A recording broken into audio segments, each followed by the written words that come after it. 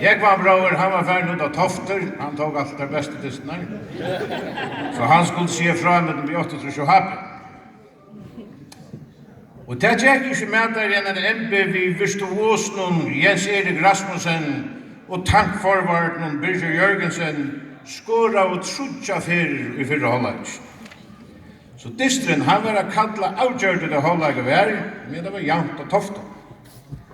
Og det hildi eisne legg vi oss for Tjokavi, tog minst helten rymt i halvleiksen av vallen. Her skriver vi Ekvann som av toftan, hetta passar meg fullt hvis to varpar utsatt med halvleik, og jeg kom bare inn i midtelen og sier fra hos ståren vær, du skjøter en vers 20.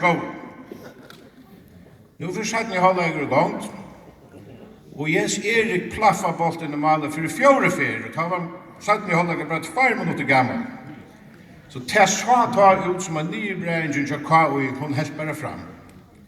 Ta rundt i helten av Taimon Asgården som ettergår i satt i halvleik. Så nu var all og salig av tungt rundt om blenden. Men några minuter sedan, nu braktar Tjokavi.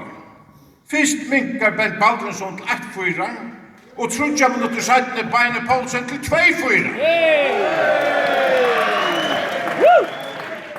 Har ressa oss vi i Safari og Asgården som ettervårer, og ta så Jørn Kramer minkar til 3-4-35 av minutter.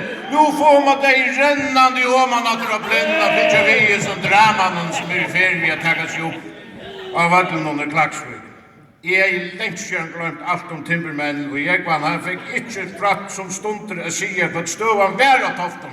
Du vet, de uragerer varp i utmalen i Klaksvik.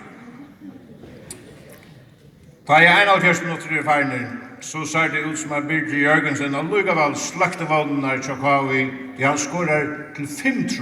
Nå det 9 minutter etter å spille.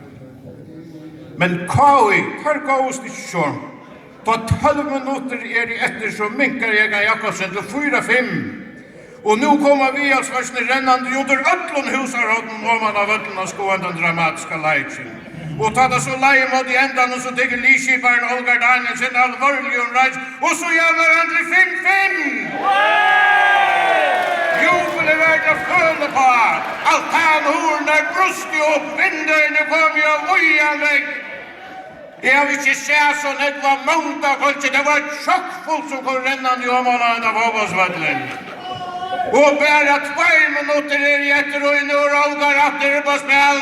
Det Jan som var bolten stått framöver mina sändrar med Aln och ner i Ekvann. Lägger han fram till Olgar och det öppnar sig. Han är löst i brotten. Han skårar! Det är 6-3!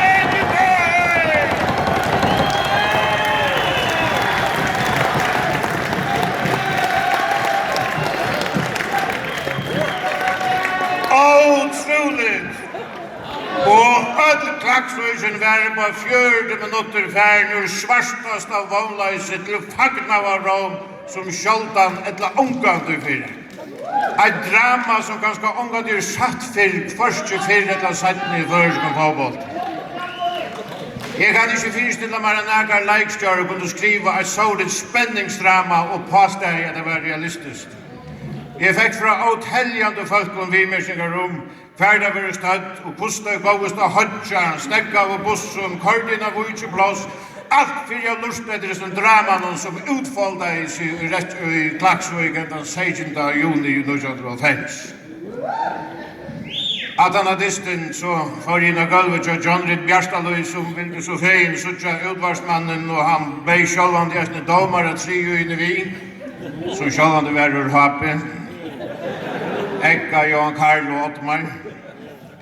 John Reed var stått fram och undan, hade haft en 45-åriga föringar där och han borrade vid du fynnast han 8 och så var kvöjer runt om lutla ståbor med en tättna kom och får flera färger och vi sätter pausen och mådde i havnen i att.